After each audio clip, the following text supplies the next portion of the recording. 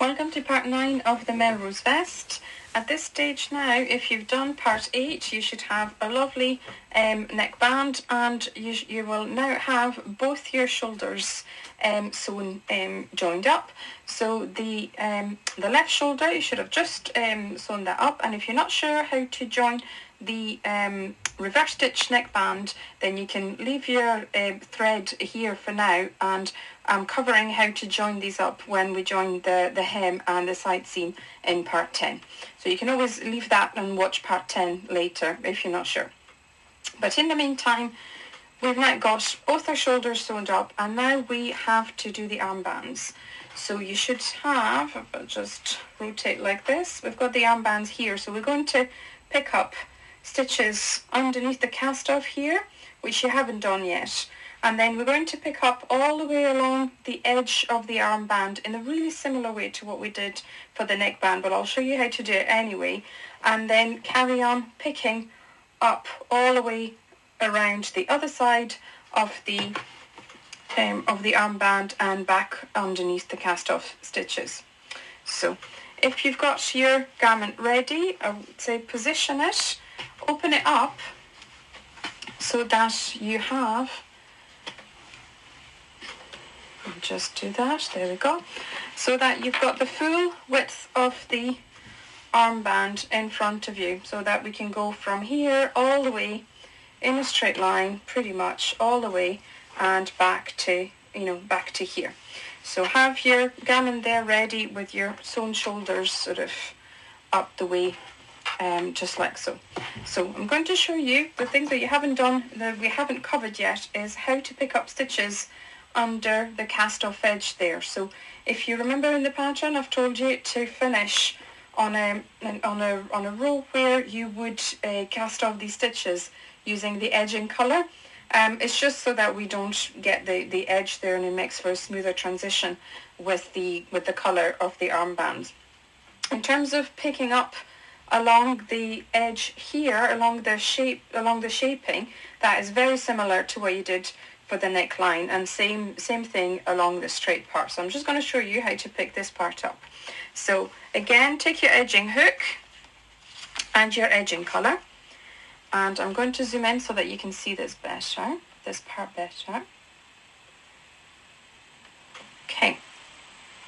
So again, to join your colour, you can attach your new colour whichever way you like. I like to do a slip knot for myself, and then you've got all of those cast off stitches here. Depending on your size, you're going to have a different number. I've got 6 here, 1, 2, 3, 4, 5, 6 cast off stitches, or you can count those nice V's, those nice sort of, they look like knitted V's up here. So we're going to simply put our hook right under both legs of those V's. The nice V that you have here, let me just point. Those nice V's that we've got up here, you're going to take, just like if you do regular crochet, you're going to go under both of these with your hook. Now our edging hook is bigger than the hook that we used to create those stitches. So again, you're going to have to push in a little bit. So I go under the first V, first 2 legs there. Again, push. You don't need to go too far. If you can only get to here, that's okay. As long as you've got the hook through, then yarn around and pull through. And again, under the V, push, yarn around, pull through. Under the V, yarn around, pull through. You see, I can't put my whole hook through, but it's okay. As long as I've got this part through, that's all I need. Push and yarn around, pull through. Push and yarn around, pull through. And one last one.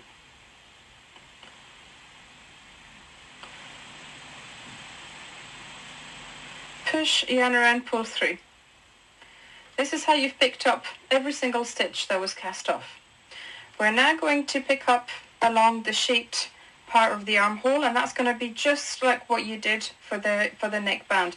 Again, do not work into the spaces, just work in those smaller stitches there, and that means you're always above those, you know, those white lines that I have for me. So just like you've done before, you go right into that sort of V there, those stitches, push and yarn around. You can see my yarn, my new yarn, comes out of that stitch here and not the big gap that I've got on the side. So see, my next stitch is through here. If I look at my fabric, my next stitch is through here, then through this one here, and so on.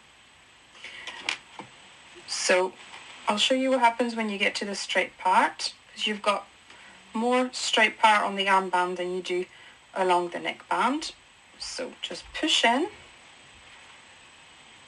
Again, remember we're using a bigger hook, so just push, take your time, but then we won't get gaps around the armholes.